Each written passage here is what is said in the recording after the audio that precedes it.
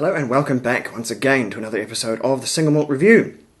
We've got something a little bit different this time, deviating as we do all too often from the land of Scotch whisky, but this time only in a little wee way, just a wee bit down south of the border. What have you brought today? Oh, come one, come all, come re. We're off to Wales for Penderyn. They're Wales' sort of premier distiller.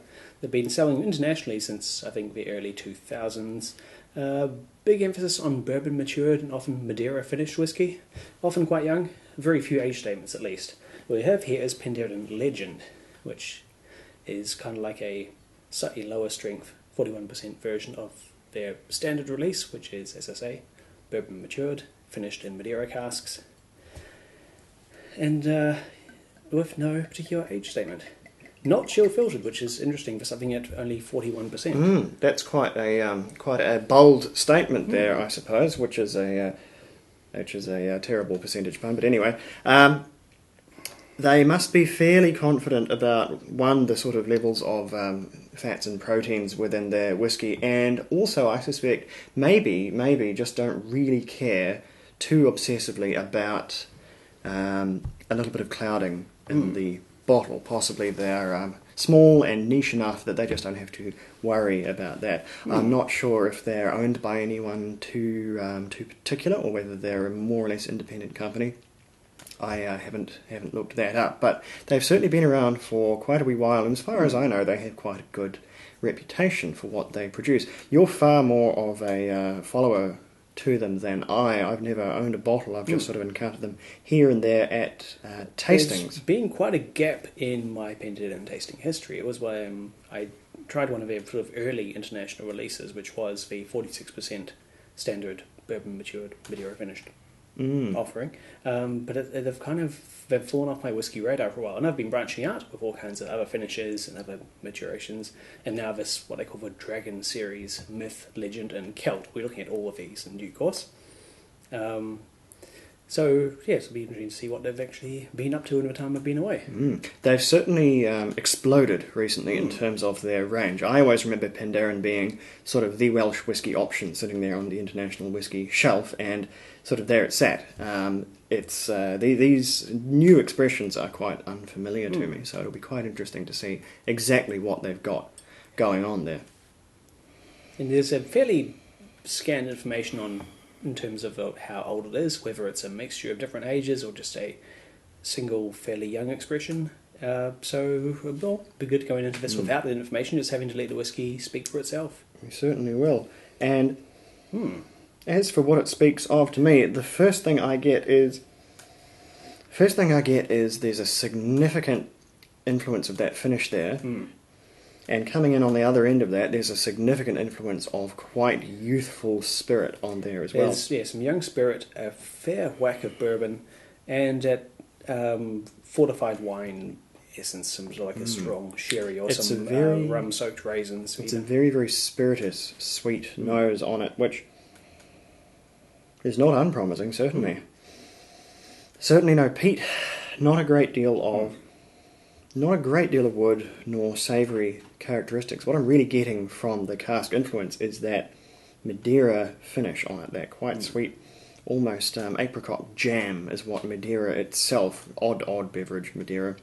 My recollections of the original Penderyn that I tried, sure it was 8 or 9 years ago, but I recall it being quite light and lively, reasonably thin body with a fairly floral aspect. Certainly quite a lot of floral there. Maybe not quite so much in the Highland way, but more of a jasmine and the like. A very, very light floral character. So, what's on the palate? There's an early warm prickle, that is very young tasting spirit. There's a lot of It's surprisingly malty to me on the palate. Probably that's coming through from the young spirit, which makes itself very, very well known. Just on the end, that's a remarkably fiery finish for a 41% whisky. There's a lot going on there, which makes it just a little bit difficult to analyse, because that fire is sort of blowing up the whole palate once it gets going. The heat lingers fairly well, but the underlying flavours don't. They wash off the palate quite quickly, leaving just a sort of warm, spirituous vapour hanging around your mouth. That's really quite interesting. There's almost a chili pepper hotness on the end of that one. That's really quite unusual in malt whiskey particularly, but it really is quite real in this one. People will say they can taste a chili pepper catch. I think Mr. Charles MacLean sort of coined that one for Talisker. One of the sort of really archetypical tells for Talisker whiskey is that sort of peppery catch on the back of the throat. This one, not so much pepper, more actual chili to me. Is really, really quite hot going down. Quite interesting. I've added a decent slug of water to that, and that's altered the flavour. It's brought it some sort of that acetone quality. You sometimes get rid of a younger spirit, and also sort of it puts me in mind of, say, vodka or gin, sort of clear spirits. We're dealing with something I think very, very young here. Was I to make a stab, I'd say we're dealing with whiskey that's probably has an average age of between 6 and 8 years old. I think it's all fairly youthful stuff here. That water has changed it quite a bit. There is actually just the slightest hint of peaty character in there now. There's a savouriness has risen there, which wasn't before. That water hasn't really improved the flavour at all. It's dulled that chili heat, but kind of it's stretched the other flavours a bit thin, I think. And maybe not tasting as much as I would like. This one is really quite odd. The bottle doesn't give you much to go on, and neither really does the more the extended information on the website. So, or even the labels and tasting notes on the larger bottles. It's more what sort of the legend really means versus the other ones, which we will find out because we're about to taste the other ones coming up next. But this to me is. It doesn't have a great many dimensions, but the ones that are most prevalent are quite surprising. For such a sort of gentle and sort of floral light nose, there is a remarkable maltiness there on the tongue for me, and it's the new spirit maltiness. It's not the not an older sort of a mealy, more a Crag and Moore maltiness. It's the straight from the still malty character that you can sometimes get, not all the time.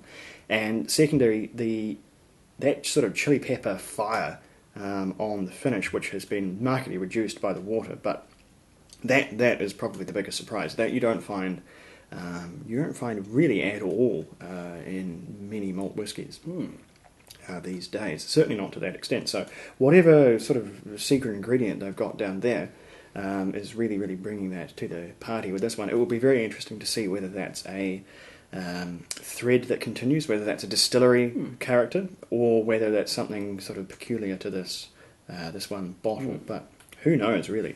As for how I would score this one, it's not really a whiskey up my particular alley. But then again, there's nothing particularly wrong with it either. It makes no real bones about the fact that it's quite a young whiskey, so I can't really mark it down for that. If it was trying to pretend to be something more, older, then I'd have concerns. But treating this as a young whiskey and scoring it as a young whiskey, that easily gets a 74 from me. That's perfectly pleasant stuff. What do you think? I'm in a very similar ballpark. It's unique in having the mixture of a young spirit and an unusual, an almost novel finish to it. But at the same time, that youth and the relatively light, thin body to it and light, thin flavours means that it's not delivering a really hard-hitting whiskey experience. It's not really lingering on the palate. It's not saying a whole lot of different things. So it's pretty enjoyable. There's a lot to like about it. It's just not doing much of any of those things. It's very kind of restrained and having anything much to say. And it gets a 75 from me. So there you have it for the Penderyn legend. Coming up there is the one whose name escapes me. Is it Myth? It should be Myth. Myth sounds good. Yes. Myth sounds good. And then we've got Celt to follow up that one. They're maybe not peated expression. You'll just have to stick around and see for that one. But at any rate, Welsh Whisky. Catch us for the next one coming up very soon. Slanger.